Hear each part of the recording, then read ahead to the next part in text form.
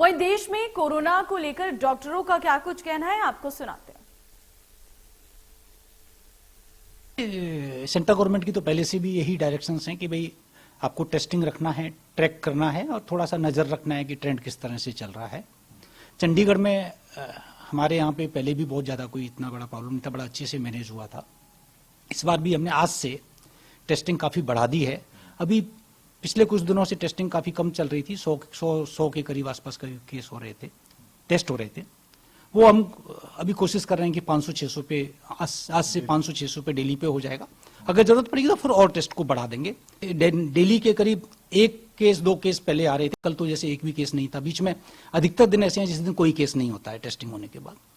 तो अभी तो हमारी उम्मीद यही है कि बहुत ज़्यादा उसमें नहीं होगा। हो सकता है टेस्टिंग बढ़ने से थोड़े से कुछ केसेस बढ़ें, वो भी एक रीजन हो सकता है, लेकिन अभी ऐसी कोई बात नहीं है। अगर हमारी कंट्री में अगर आप देखें तो 1000 से भी नीचे केसेस हैं, डेथ ऑलमोस्ट न के बराबर है, 2-4 डेथ्स हैं। तो इसलिए हमें देखना चाहिए जिन जिन कंट्री में अभी तक बड़ा इन्फेक्शन नहीं हुआ, कोई बड़ा वेव नहीं आया, वहां प्रॉब्लम होगी, क्योंकि वैक्सीन एक लिमिट समय तक ही जो है हमें प्रोटेक्शन देता है, सीवियरिटी से और डेथ से, इन्फेक्शन से नहीं देता। और हमारी कंट्री में जिस तरीके से सेकेंड वेव हुआ था, 5000 के आसपास रोज डेथ हो रही थी पिछले साल मई 2021 में, लेकिन उस समय तो हमारे लिए बहुत ही दुर्भाग्य की स्थिति थी।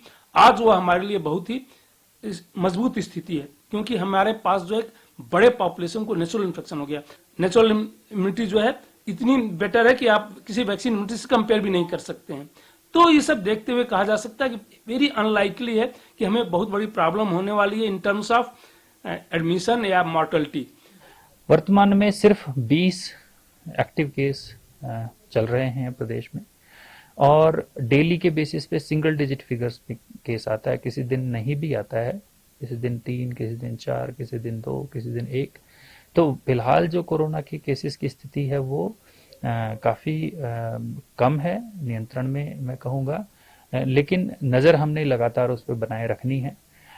इसके लिए जो टेस्टिंग अभी हम कर रहे थे, टेस्टिंग को भी हम इस चीज़ को हम हिदायत के तौर पे सभी जिलों को कहेंगे कि जो भी ILI लाइक सिम्टम्स के केस होते हैं, जो सीरियस जिनको फ्लू लाइक सिम्टम्स हैं, उनकी टेस्टिंग वो जरूर करें, और जो भी उसमें पॉजिटिव पाया जाए उसका वो तुरंत WGS के लिए सैंपलिंग भेजें।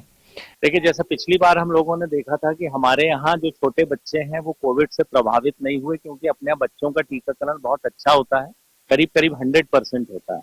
तो उसमें कुछ टीके हैं जो एंटीवायरल भी हैं, तो उसके कारण सुरक्षा मिली।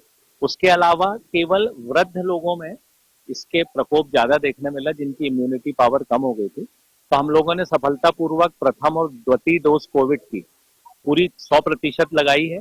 तीसरी डोज में लोग थोड़ा सा कम टर्नआउट है, 30-35% लोगों ने बूस्टर डोज लगवाई है या प्रिकॉशन डोज।